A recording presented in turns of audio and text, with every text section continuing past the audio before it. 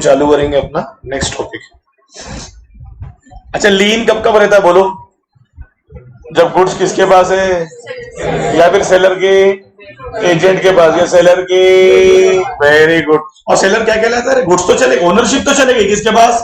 Buyer के पास। Seller क्या कहलाएगा? बेली। क्या कहलाएगा? बेली। ध्यान रखना है आपको, बराबर है। नेक्स्ट हेडिंग हम लोग पढ़ेंगे। इफेक्ट बहुत ज्यादा डार्क हो गया एबीसी है, तो उसके लिए माफी चाहूंगा मैं, ठीक है। कई लोगों के हाथों में छुप रहा है, मैं जानता हूं उस बात को। देखिए, आप सिर्फ हेडिंग पढ़िए, बाकी काम अपन करेंगे। क्या लिखा है? अरे पढ़ो यार, कम ऑन। इफेक्ट ऑफ सब सेल और प्लेज बाय बायर। बहुत छोटा सेक्शन, बहुत काम का सेक्शन। आप सिर्फ इतना ध्यान दीजिए, उस सेक्शन को हम पढ़ने से पहले समझेंगे। जब सामान आपका हुआ ही नहीं है, अभी आपने अनपेड रखा है ना, मुझे अनपेड सेलर पढ़ रहे हैं ना अपन। जब सामान आपका हुआ ही नहीं है, तो आप उसे कैसे किसी और को बेच दोगे, या कैसे उसे किसी और को प्लेज कर दोगे? ये सेक्शन उसी की बात करता है। ध्यान देंगे क्या लिखा है? द राइट ऑफ लीन और stoppage in transition is not affected by selling or pledging the goods unless the seller has consented to it. इधर ध्यान दो, अगर गोडाउन में रखे हुए गुड्स जो पहले किसी और के थे अब मेरे हो गए हैं, सुनो मेरी बात को, पहले किसी और के थे अब मेरे हो गए हैं, गुड्स का पोजीशन बिल्कुल भी चेंज नहीं हुआ। कौन सी डिलीवरी? Constructive delivery. कौन सी डिलीवरी? Constructive delivery. अब मुझे एक बात बताइए, उस रखे हुए गुड्स को मैंने अभी तक पैसे पे नहीं किए, क्या मैं उसे सब सेल और प्लेज कर सकता हूं? नहीं, जब तक सेलर मुझे अलाउ नहीं करेगा। This is based on the principle. क्या लिखा है? कम ऑन यार। A second buyer cannot stand in a better position than his seller। समझा देता हूं, लिखवा देता हूं कि आपको हमेशा के लिए याद रहे।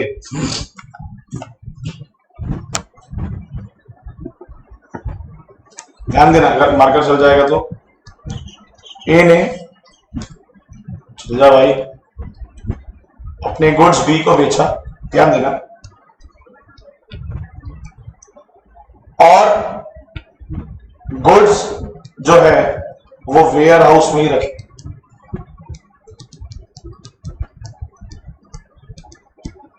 तुलसी लात ना मारे जाऊंगा। बी को बेच दिया, बी उसका हो गया फर्स्ट बायर। अरे हुआ क्या रे? अब वो गुड्स बी ने खरीदा बट अभी तक पैसे पे नहीं किया। किसको?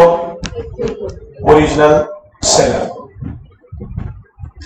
रूल बोल रहा है जो गुड्स वेयर हाउस में रखे हैं वो जब अभी तक बी के नहीं हुए, तो जब बी किसी और को बेचेगा तो उसके कैसे होंगे? पहले बी के तो बोल दो, बी के कब होंगे? जब वो होल ऑफ द अमाउंट, पढ़े ना definition, whole of the amount will be paid, बराबर है। तो सुनिए बात को प्लीज। बी ने किसको बेचा? सी को।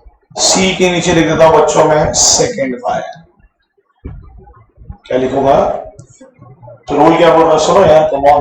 बोल रहा जब तेरा ओरिजिनल, ये जो फर्स्ट बायर, जब ये इसके पास ओनरशिप नहीं है तो तेरे पास कहां से? तो वो बोल रहा है अभी ये बेटर पोजीशन में, और अभी तक ये ओनर नहीं बना क्योंकि पहले इसने खरीदा ना। तो जब तक ये पैसे पे नहीं करेगा किसको, जब तक ओनरशिप किसके पास नहीं आएगी। As simple as that. खत्म हो गया। देख लो, पढ़ लो क्या लिखा हूं, जल्दी पढ़ो यार, जल्दी। This is based on the principle that second buyer cannot stand in a better position। और उसका सेलर कौन है? जल्दी बोलो। First buyer. कौन है? अच्छा, इसमें अनलेस लगा के क्या जोड़ सकता हूं? Unless seller assented. अगर सेलर ने बोला सुन रहे भैया, तूने ना मेरे से खरीदा जो भी है, पैसे वैसे दिए नहीं, तो जो करना है कर, मेरे को पैसे नहीं से भी दे दो। अब जो करने का मतलब क्या हुआ? सब सेल कर, लेज कर दे, मेरे को पैसे दे, तो बात अलग है। नहीं तो ये रूल एप्लीकेबल नहीं होगा, ठीक है। नेक्स्ट लाइन बड़ी इंपॉर्टेंट है, 2 लाइन है मगर बड़ी काम की है। क्या लिखा है रे? The right of stoppage is defeat if the buyer has transferred the. अब मैं डॉक्यूमेंट टाइटल नहीं बताऊंगा क्या होगा आपको, है ना, पढ़ाया मैंने आप लोगों को। और place the goods to a sub buyer, underline कर दो, गुड फेथ और कंसिडरेशन। साला मैंने टाइटल भी दे दिया, गुड फेथ में दे दिया, सामने वाले ने गुड फेथ में ले लिया। गुड फेथ का मतलब समझ रहा है कि आपको क्या बोल रहा हूं मैं? ईमानदारी से बेचा हूं, मेरे मन में कोई खोट नहीं है। 3 चीजें हुई वहां पर, पहला मैंने टाइटल भी दे दिया, दूसरा मैंने गुड फेथ में किया, और तीसरा फॉर कंसिडरेशन। तो फिर ए को कोई लेना देना नहीं होना चाहिए बाकी चीजों से। क्यों? जल्दी बोलो। एक तो बी का इरादा क्या था? जल्दी बोलो यार, नेक था। क्या लिया उसने सी से? कंसिडरेशन। किसको पे कर देगा वो? ए को। As simple as that. अगर ये कंडीशन होगी तो सेलर अगर कंसेंट नहीं भी देगा तो सब सेल और प्लेज को वैलिड माना जाए। तो वो जो 2 लाइन है उसके नीचे लिख लो, even if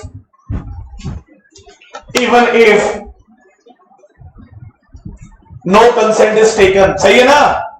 no consent is taken, even if no consent is taken of the seller,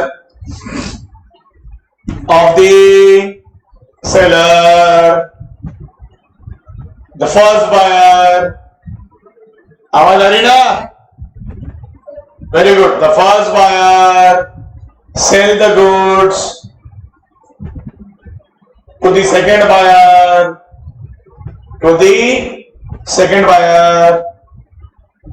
bye transferring. क्या ट्रांसफर किए रे बाबा? डॉक्यूमेंट ऑफ टाइटल, मतलब रिसिप्ट, है ना? रिसिप्ट।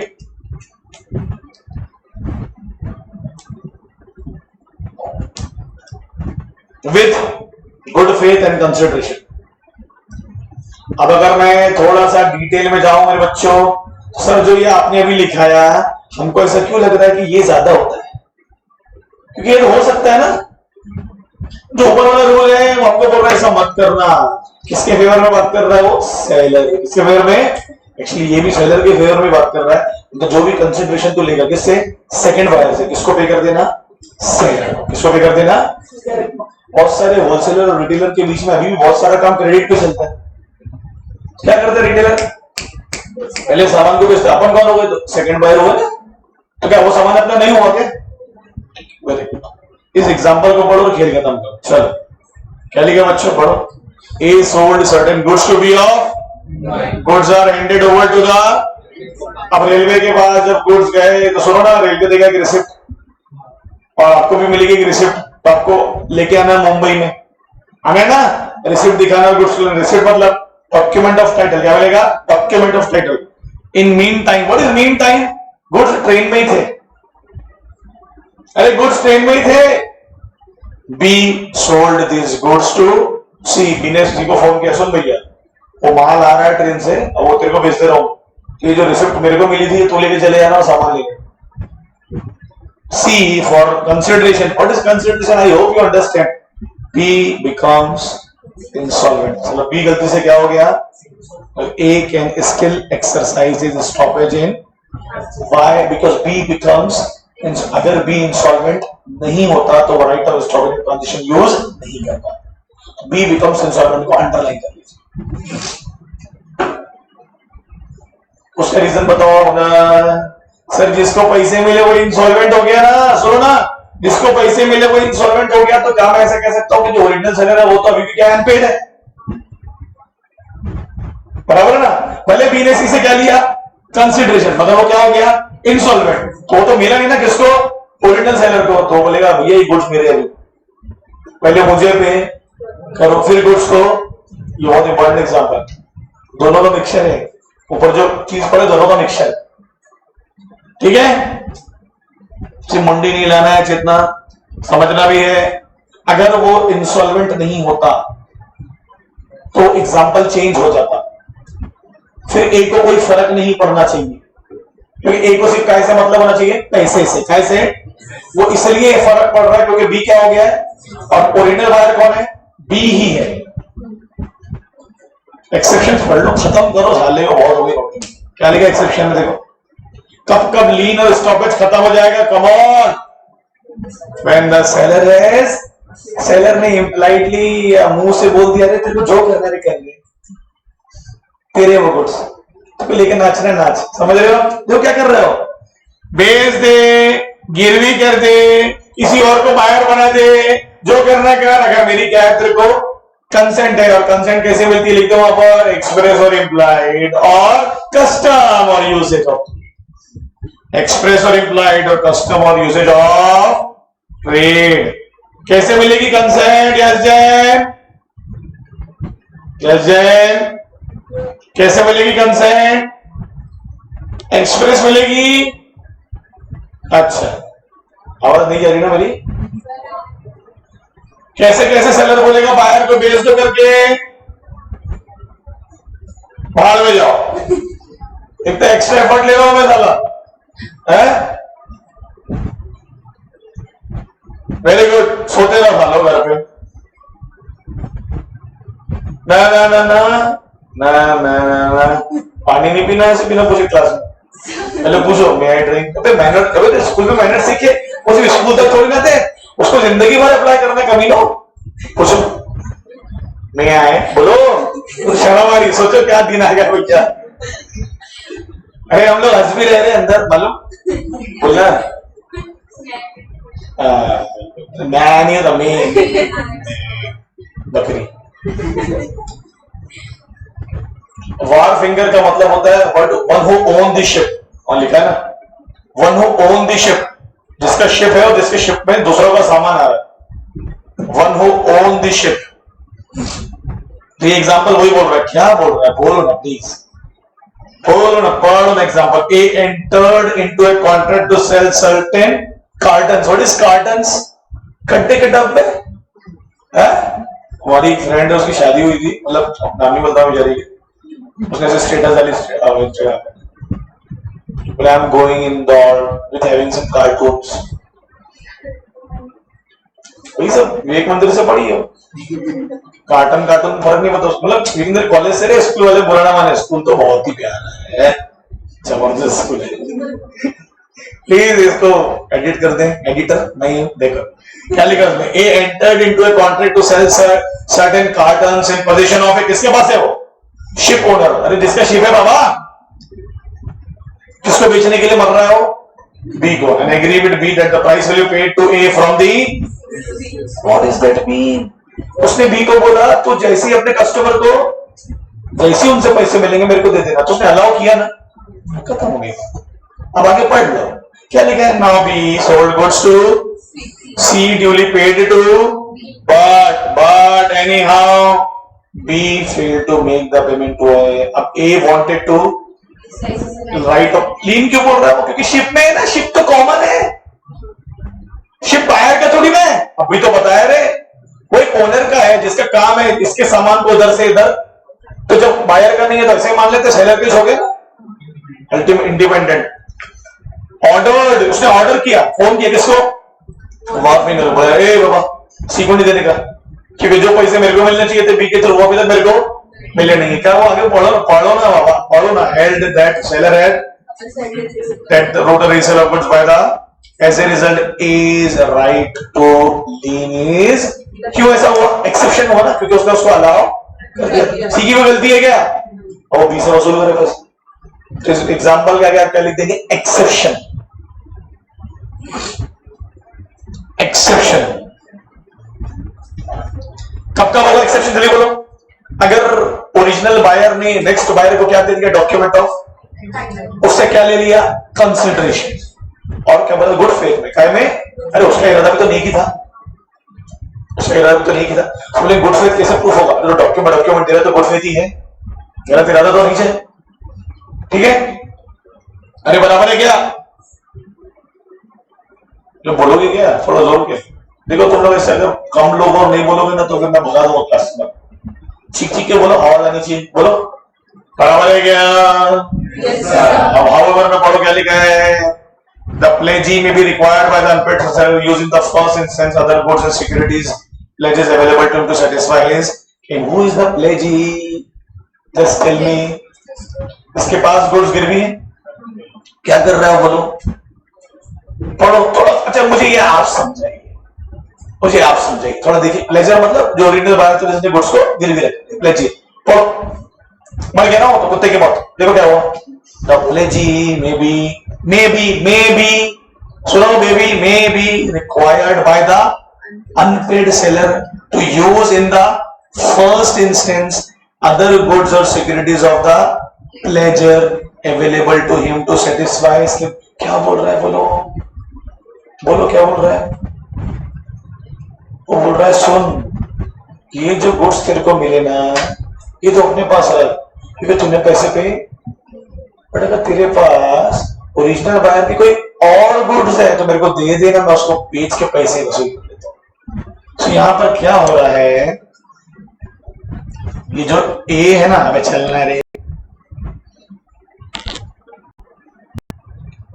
देखो अरे यार क्या हो सकता है, देखो ध्यान से,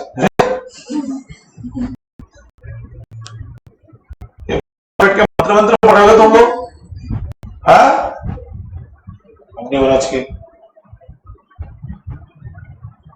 ए ने बी को सामान दिया, वो वॉर फिंगर में ही था, एग्री करते हो।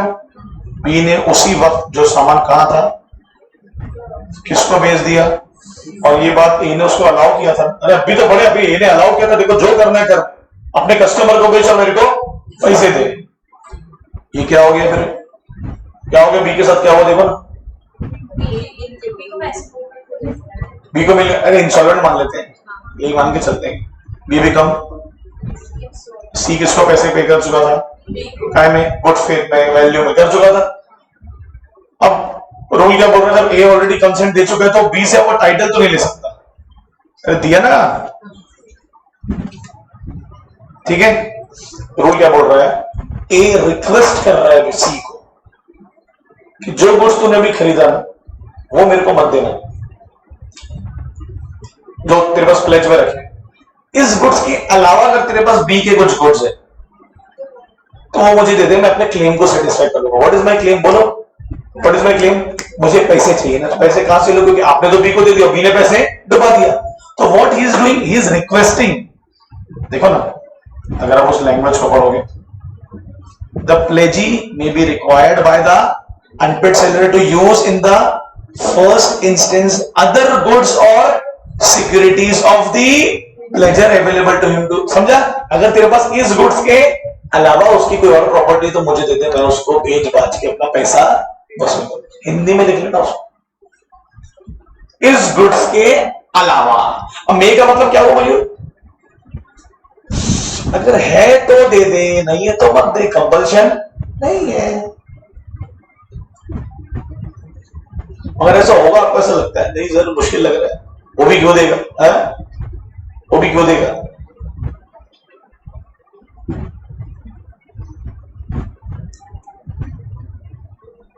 अरे बोलोगे क्या यार, मे का वर्ड सबको समझाएगा भाई, कंपल्शन हो गया क्या, नहीं ना। वो बोल सकता है उसको, ऐसा बोल सकता है।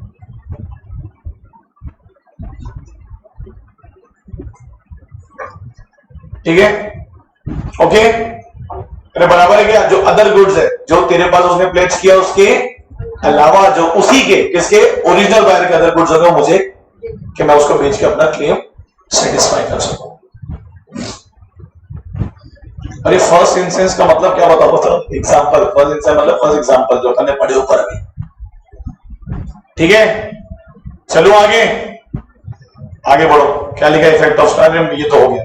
हाँ, अब सेक्शन 54 में आओ,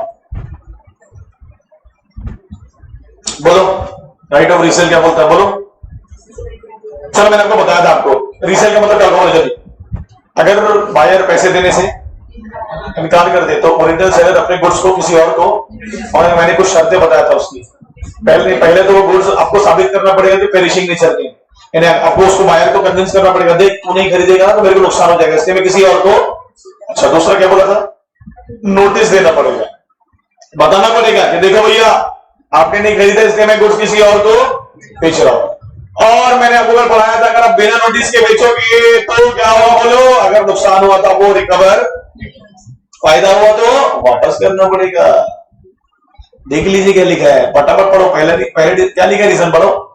where the goods are off, तो देखो ना क्या लिखा उसमें। अरे नहीं पढ़ो ना यार। The buyer need not to be inform at the intention of, इसे in case of perishability, in case of perishability, इसमें आपको बायर को बताने की जरूरत नहीं है। क्यों? बोलो ना, क्यों क्यों क्यों? अरे वो तो इंप्लाइड है ना, वो तो बायर को भी समझना चाहिए कि पेरिशेबल है, मैं नहीं खरीदूंगा तो किसी और को तो बेचना ही पड़ेगा। पेरिशेबल में क्या क्या जाएगा? फ्रूट्स, वेजिटेबल्स, टेक्नोलॉजी, सब आ जाएगा। ठीक है, ये इंटेंशन है ना। आगे क्या लिखा है? Where he give notice to the buyer of his, if after the receipt of such notice buyer fails within a reasonable time to pay or tender the price, the seller may resell the goods। ठीक है, और क्या क्या recover करेगा? देखो फटाफट देखो क्या लिखा, डिफरेंस। समझते डिफरेंस? अरे सर 10 रुपए के गुड्स थे, मैंने 8 में बेचा तो 2 रुपए क्या हो गया? डिफरेंस। डेमेज क्लेम करूंगा ना मैं। आगे क्या लिखा है? Retain the profit if the resale is, what is that mean? 10 रुपए के गुड्स थे, 12 में बिक गए तो 2 रुपए भी कौन रखेगा? सेलर। मगर ऐसा कर दो बस। नोटिस, ड्यूरेबल गुड्स की बात चल रही है, पेरिशेबल में नोटिस नहीं दीजिए तो चलेगा। अरे बोलोगे कि यार कौन यार। और लास्ट पॉइंट में डी बोलो, D, if the goods are resold by the seller without giving notice, the seller can not recover the loss. और कौन से गुड्स की बात है? बिना नोटिस के। अरे ड्यूरेबल गुड्स ही हो ना, क्योंकि अपन ने बड़े पेरिशेबल में तो बिना नोटिस के भी वो बेच, वही की एक्सेप्शन है बस। ड्यूरेबल समझता है ना, तो जल्दी खराब, उसमें नोटिस देना पड़ेगा। बाहर बोलेगा ना इतनी के जल्दी नहीं, रुक जाते। ठीक है, एक और चीज देखो, अगर नोटिस नहीं दिया उसने, देखो क्या लिखा? Moreover if there is any profit on resale he must return it to the original buyer, he can not keep surplus with him. Why? अरे नोटिस नहीं है ना, मगर एक चीज तो आपको क्लियर समझ रही होगी सर, ये B2C में नहीं होगा। अरे आपके साथ क्या होता है? ये सब क्या होगा? B2B, wholesaler, retailer, manufacturer, wholesaler, समझ रहे क्या? देखो क्या, अरे तुम लोग क्या,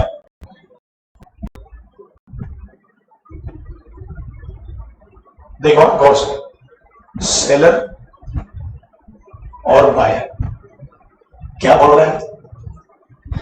रीसेल की बात कर रहा है।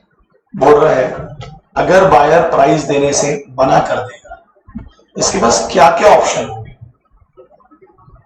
बोल रहा है अगर पेरिशेबल गुड्स है तो ये इंप्लाइड होता है कि बिना नोटिस के भी मैं इसको बेच सकता हूं। क्लियर? तो ये तो खेल ही खत्म हो गया। अब अगर वो पेरिश नहीं है, तो क्या होगा? पहला if it is not perish, पहले क्या देना पड़ेगा? नोटिस। अगर नोटिस दे दिए तो क्या रिकवर कर सकते हो? डिफरेंस डैमेज हो, और क्या रख सकते हो? सरप्लस। समझा कि सरप्लस का मतलब? अरे 10 रुपए के गुड्स थे, कौन खरीदने वाला था? बी। 10 रुपए के गुड्स थे, अगर ये सेलर ने किसको बेच दिया? पी को। कितने में? 12 में। 2 क्या हो गया? सरप्लस। कौन रखेगा? मतलब कब, जब वो क्या देगा? और अगर सरप्लस मिला उसको कौन से गुड्स में? नोटिस नहीं भी दिया तब भी कौन रखेगा? सेलर रखेगा। तो कौन से गुड्स में नोटिस की रिक्वायरमेंट दिख रही है? Durable goods. कौन से गुड्स हैं? बहुत अच्छा सेक्शन है, बहुत अच्छा है, बहुत इजी है, ध्यान कर लो, 3 चीजें याद कर लो। ठीक है, अच्छा नोटिस नहीं दिया तो क्या क्या नहीं होगा बोलो? नोटिस नहीं दिया ड्यूरेबल गुड्स, बोलो क्या क्या होगा? ना वो सरप्लस रख पाएगा, ना वो डैमेज। ठीक है, वेरी इंपॉर्टेंट है, वेरी वेरी इंपॉर्टेंट। क्या मजा आ रहा है यार पढ़ने में।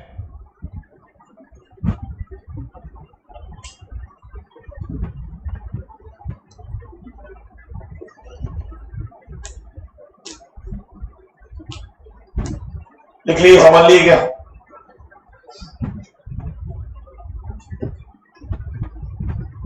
मेरा एक सवाल है आपसे जो आपको उसका जवाब देना पड़ेगा। सर जी ये जो गुड्स बी के पास आए, अरे सुनो ना भाई, अगर बिना नोटिस के। मुझे बताइए ऐसी कौन सी सिचुएशन होगी जहां पर दूसरा बायर, अभी एक और बायर ऐड होगा ना। अरे यार रीसेल का मतलब क्या होता है मेरे बच्चों, ये जो एस है वो किसी और को बेचेगा ना, तो मुझे बताइए एस को गुड टाइटल कब मिलेगा, मतलब ये जो तीसरा बायर होगा उसको गुड टाइटल कब मिलेगा, मतलब गुड टाइटल मतलब एक्चुअल ओनरशिप कब मिलेगी, पेरिशेबल गुड्स कब मिलेगी, अगर नोटिस नहीं भी दिया है तो मिल जाएगी, मिल जाएगी ना। और उसको क्या फर्क पड़ता है, देखो समझो, अगर ए ने बी को गुड्स बेचा, बी ने पैसे देने से मना कर दिया, तो कौन सा राइट आएगा पहले तो ये बताओ। रीसेल में दो कंडीशन पड़े, पेरिशेबल गुड्स और ड्यूरेबल गुड्स। पेरिशेबल गुड्स में क्या पड़े, अगर नोटिस आपने नहीं भी दिया तो चलेगा। अब ये गुड्स आपने बेच दिया फॉर एग्जांपल सी को, क्या बोल रहा है मेरे बच्चों, सी के पास क्या आया, गुड टाइटल, बी ये टाइटल उससे छीन नहीं सकता, इवन इफ इसे नोटिस नहीं मिला। ये कौन से गुड्स की बात कर रहे हैं, बोलो ना यार, पेरिशेबल गुड्स। कौन से गुड्स, अब मान लो ड्यूरेबल गुड्स है, ड्यूरेबल गुड्स में क्या बोल रहा है, आपको नोटिस देना ही पड़ेगा। अगर आपने नोटिस नहीं दिया तो बी क्लेम कर सकता है कि वो मेरे गुड्स है, अभी भी मुझे चाहिए, ठीक है, मैं पैसे देने को रेडी। तो ये लाइन आपको याद रखनी है, रिपीट करो क्या बोल। ड्यूरेबल गुड्स में अगर सेलर ने नोटिस किसको, ओरिजिनल बायर, किसको, और गुड्स को क्या कर दिया, रीसेल, तो ओरिजिनल बायर अपने गुड्स रिक्लेम कर सकता। और कब, जब तक क्या नहीं मिला उसे नोटिस, क्या नहीं मिला। Very good, very nice. सुनिए पूरी बात, जब मैं डायग्राम बनाता हूं लिखा करिए, एग्जाम में काम आएगा। अच्छा, राइट ऑफ रीसेल मुझे बताओ यार, क्या नाम है आपका मोहित, ये राइट ऑफ रीसेल ऐसे बोलने से हो जाएगा कि अपन पढ़ रहे कि लिखना पड़ेगा उसको कॉन्ट्रैक्ट में। अरे सेलर को अगर ये राइट चाहिए तो कहीं लिखना पड़ेगा ना, कहां लिखना पड़ेगा, कॉन्ट्रैक्ट ऑफ सेल में। अगर लिखा नहीं होगा तो दूसरा क्या हो सकता है, ब्लाइंड, मतलब सालों से ऐसे ही हो रहा है, जब बायर ने मना किया तब सेलर ने किसी और को, सही है, क्वेश्चन में ऐसा आ सकता है, जब बायर ने मना किया इम्प्लाइडली, इम्प्लाइड की जगह दो वर्ड और आएंगे, कस्टम्स और यूजेज ऑफ ट्रेड। अरे बोलोगे क्या, बोलो कौन से गुड्स में नोटिस की रिक्वायरमेंट नहीं है, बोलो किसको मिल जाएगा गुड टाइटल, सेकंड बायर, पता मिल जाएगा ना। और कौन से इसमें नोटिस की रिक्वायरमेंट है, वेरी गुड में, और नोटिस नहीं दिया तो क्या क्या रिकवर नहीं कर सकता, डैमेजेस और सरप्लस, और दिए हैं तो डैमेजेस रिकवर और सरप्लस को रिटेन कर सकता, बराबर है, ठीक है। अब ये छोटा सेक्शन पढ़ो, where the property in goods has not been passed to the buyer. What is property? तो ओनरशिप भी नहीं है तुम्हारे पास, तो अभी क्या लिखा देखो ना, unpaid seller has addition to his remedies, क्या रेमेडी थी उसके पास में, withholding delivery of the goods, this is right is similar to lien और it is also quasi lien. का मतलब क्या होगा, क्वाजी मतलब by the law, by the law. What is ownership, अरे सर पैसे ही नहीं दिया और हमारे साथ में कंडीशन थी पैसे दोगे तो ओनरशिप मिलेगा, पैसे मतलब पूरे पैसे की बात चलता है, नहीं सर वो डाउन पेमेंट में मिल जाती। अरे उसमें कुछ भी नहीं किया, तो जो मेरे पास था मैंने उसको कॉजी लीन कर लिया। कॉजी लीन मतलब मेरे को लॉ ने बोला था, क्या बोला था, अगर आपकी कंडीशन फुलफिल तो आप गुड्स की डिलीवरी को भी होल्ड। अरे हुआ ना, मैंने आपको एग्जांपल दिया था कि मैंने आपको, मेरे यहाँ पर जो वाटर वाला लगा, ये वाटर क्या बोलते हैं उसको, पानी वाला लगा कैंट प्यूरिफायर, मैंने खरीद के लाया प्रभात के सामने बग्गा इलेक्ट्रॉनिक्स से मास्क।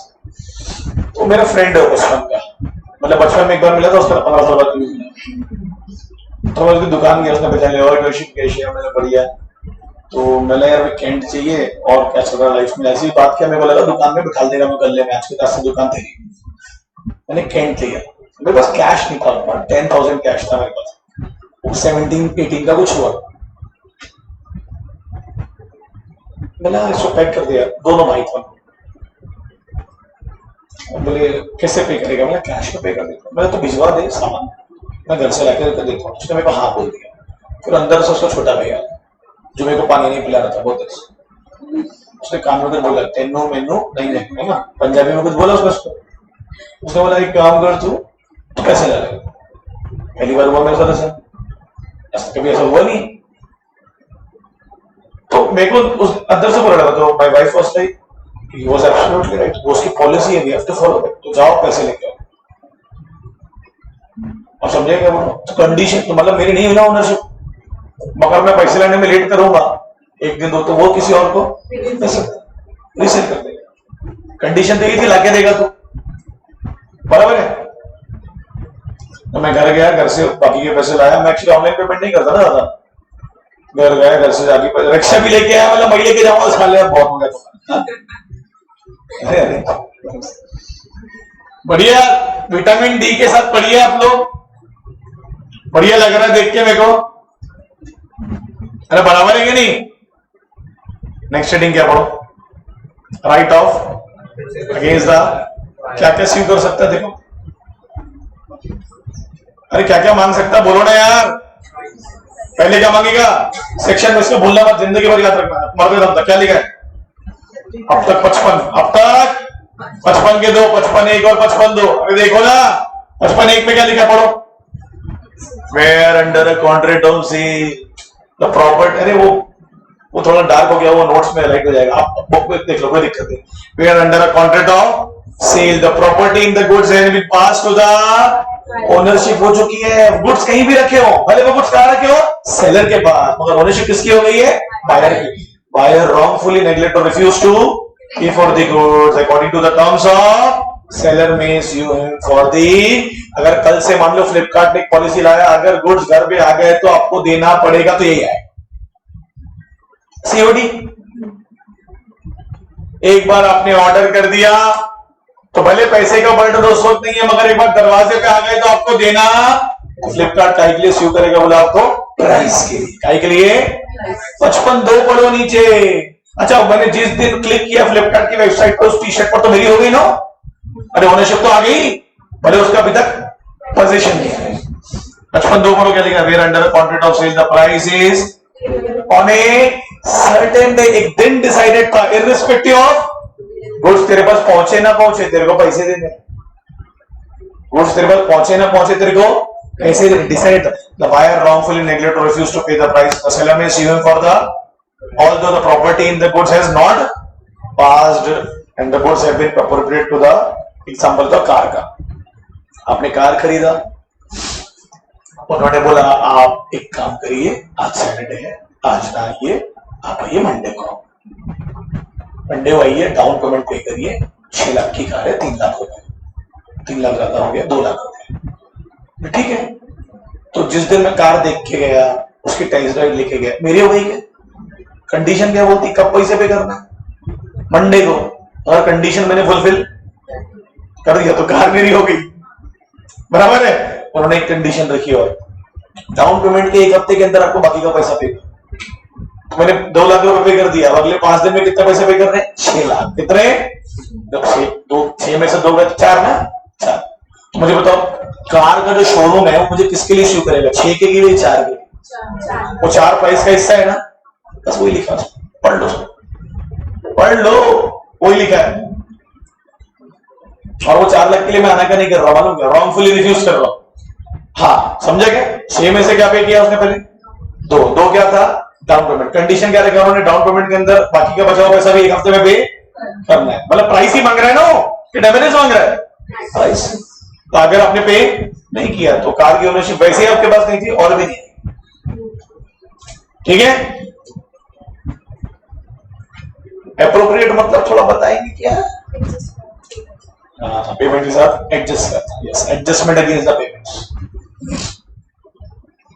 आगे क्या लिखा है? 56 में पढ़ो क्या लिखा है? सूट फॉर, अच्छा एक चीज कितने लोग एग्री करेंगे? Sir ji price is the first claim, उसके बाद डैमेजेस, पहले प्राइस।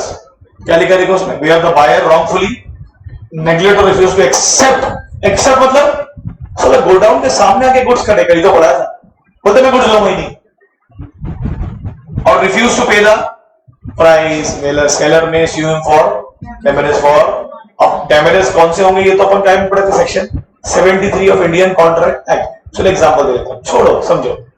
कुछ नहीं बोला गया तो कौन से डैमेजेस क्लेम होंगे? ऑर्डिनरी। और ऑर्डिनरी में क्या क्लेम होता है नॉर्मली? प्राइस और जो अमाउंट डिफरेंस अमाउंट। अगर सेलर ने पर्पस बताया था, फॉर एग्जांपल सेलर ने बोला देखो आपको बेच रहा हूं मैं, आप ही अलग से उठा के रखो, ये गुड्स कोई और भी मांग रहा था अगर आपके लिए लेके आ रहा हूं तो कौन से होंगे? स्पेशल।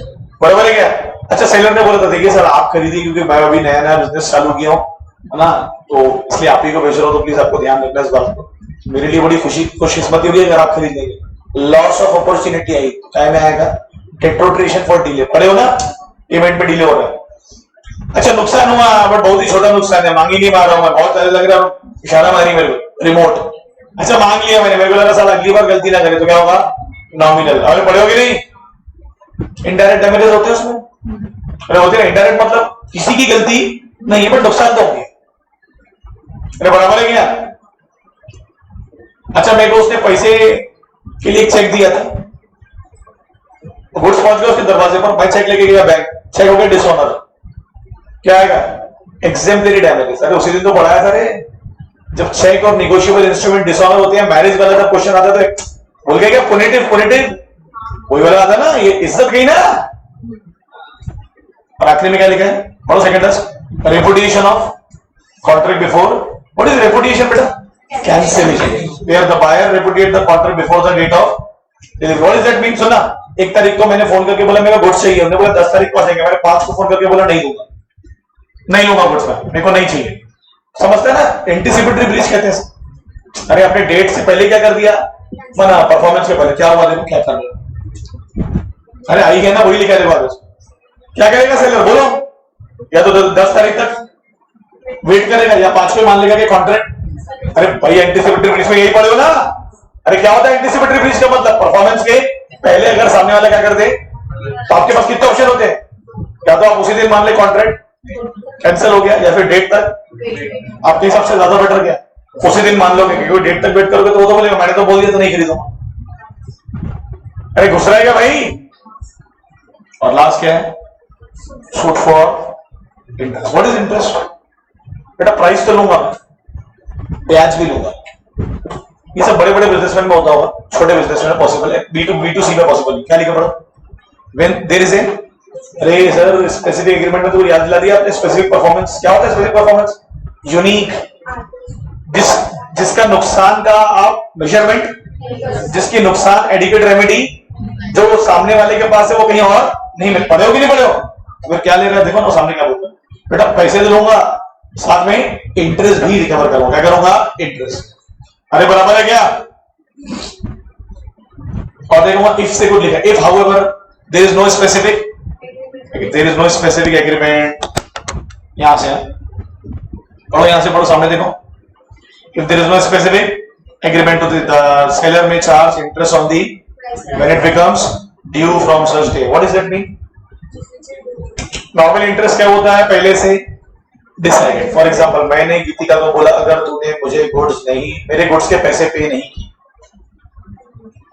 तो मैं तेरे से 10% इंटरेस्ट लूंगा। मतलब इंटरेस्ट पहले से, फिर अब कुछ भी हो इंटरेस्ट तो 10% ही लिया जाएगा। ठीक है। दूसरा, अगर इंटरेस्ट डिसाइडेड और जिस दिन ये मना उस दिन से इंटरेस्ट लगना चालू, वहां लिखा है if however there is no specific agreement the seller may charge interest on the price when it becomes due. तो किस दिन ड्यू हुआ बोलो ना? जिस दिन होगा ना मना।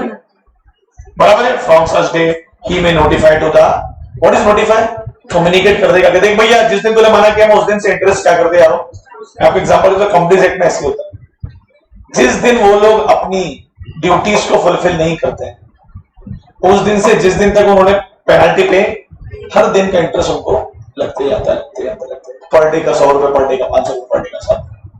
क्या नींद आ रही जानने देखो, और तो उसमें मेरे को देख भी रही है घटिया लोग। देखो क्या लिखा उसमें। अच्छा मेरा एक सवाल है आपसे, मैं ऐसा आपके बात से एग्री करना चाह रहा हूं। सेलर जो इंटरेस्ट चार्ज किया बायर पे, कॉन्ट्रैक्ट में लिख दिया पहले से, मान लो लिखा 50%, बहुत ज्यादा नहीं हो गया? तो बायर बोले अरे भाई मेरे से गलती हो गई मगर ऐसा तो मत कर, तो वो बायर कोर्ट जाएगा। देखो कोर्ट क्या कर रहा है, कोर्ट में award interest to the H rate as it thinks fit on the amount of price. What is that mean? Court को लगा कि कुछ ज्यादा ही हो रहा है, अब 10 रुपए की गुड्स को बोलता तो 10 रुपए का इंटरेस्ट होगा, कोर्ट क्या बोल रहे हैं भैया, तुम लो बट थोड़ा क्या होना चाहिए, रीजनेबल। क्या होना चाहिए, ठीक है। अरे बोलोगे क्या,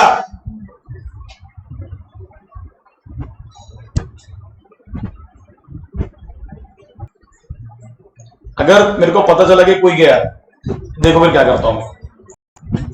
चलो नेक्स्ट क्या लिखा है, remedies of buyer against the seller का भी तो कुछ थोड़ा सा जिम्मेदारी बनानी पड़ेगी ना, अपन बायर को ही पेल रहे हैं सबसे। देखो क्या लिखा है, पहले क्या लिखा है, डैमेजेस फॉर, कुछ याद आ रहा है कि इफेक्ट कॉन्ट्रैक्ट में कुछ पढ़े थे, परफॉर्मेंस ऑफ कॉन्ट्रैक्ट, सामने ने वादा किया बट गुड्स पहुंचाया नहीं। देखो क्या लिखा, where the seller wrongfully neglect और refuse to deliver the goods to the buyer may sue seller for the damages of. कुछ याद आ रहा है कि रीजनेबल फैसिलिटीज प्रोवाइड करने की बात की गई थी, वो तो मैंने प्रोवाइड कर दिया ना। मैंने क्या किया बताओ, पैसे दे दिए ना आपको, गुड्स तो दे दो।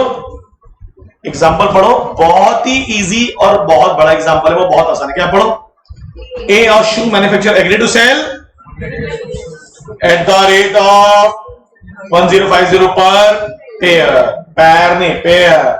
A knew that B wanted the shoes for the purpose, पता है भैया कौन से डेमेजेस, वेरी ऑर्डिनरी के साथ। आगे बढ़ो आगे बढ़ो आगे बढ़ो आगे बढ़ो, कितने रेट पर बेचने वाला है वो, 1111 से, यानी कितने का प्रॉफिट होगा उसको, 50 रुपए। कौन सा, क्या वो बोलो ना, on the due date of delivery A fail to deliver the goods to B, shoes to B, in B could not perform his contract with, क्या हुआ, कितना क्लेम किया, 50, करा कि नहीं करा, अरे बोलो ना यार, कौन से डेमेजेस है, अरे कौन से बोलो, स्पेशल भी है ऑर्डिनरी भी है, लिक्विडेटेड भी ले लेता हूं मैं, तो बोलता हूं लिक्विडेटेड कैसा होगा, डिसाइडेड था ना कितने रुपए ले लिए जाएगा तेरे, मगर लग रहा क्या पढ़ने में स्पेशल, तो जो अलग से लग रहा है उसको कंक्लूजन में ऐड करने का। अगर ये कॉन्ट्रैक्ट में आया तो सेलर कोड्स में डालने का है सब डेमेजेस।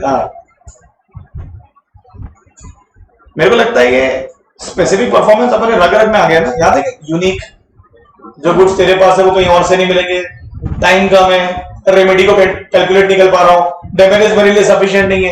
पढ़ो क्या लिखा उसमें, पहले पहले अच्छे से पढ़ो, वेयर द सेलर, सेलर के पास कुछ ऐसा था जो बायर को कहीं और से नहीं मिलने वाला।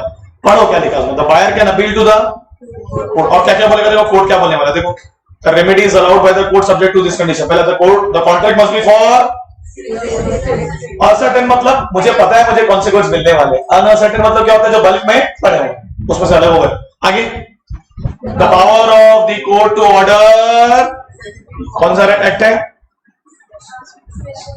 स्पेसिफिक, ब्रैकेट में लिख लो, it is related to the things which is unique in nature, बरोबर है क्या, it is related to the things which is unique in nature, which is unique in, अच्छा मुझे बताओ, कोर्ट बोलेगा सेलर को, अरे भैया वो टाइल्स भिजवा दो ना, उनके होटल का इनॉग्रेशन है और वो बोल रहे हैं कि वो टाइल्स आपके अलावा दुनिया में और कहीं, तो यहाँ पर जो डैमेजेस है वो एडिक्वेट रेमेडी नहीं है, तो बोलेगा पैसे से नहीं चाहिए, मुझे पैसा नहीं चाहिए, मुझे टाइल्स चाहिए। देखो क्या लिखा third point, it empower the to order where the damages would not be an clear. और लास्ट पॉइंट क्या है, it will be granted as remedy goods are of special nature. Court बोलेगा भैया बेचो, हमको चाहिए, ठीक है। एग्जांपल नहीं पढ़ा रहा हूं, इजी है, आगे पढ़ो। और क्या कर सकता है बायर सेलर के खिलाफ, सूट फॉर, ब्रैकेट में लिखो वारंटी, रिप्लेसमेंट ऑफ गुड्स, देखो ना,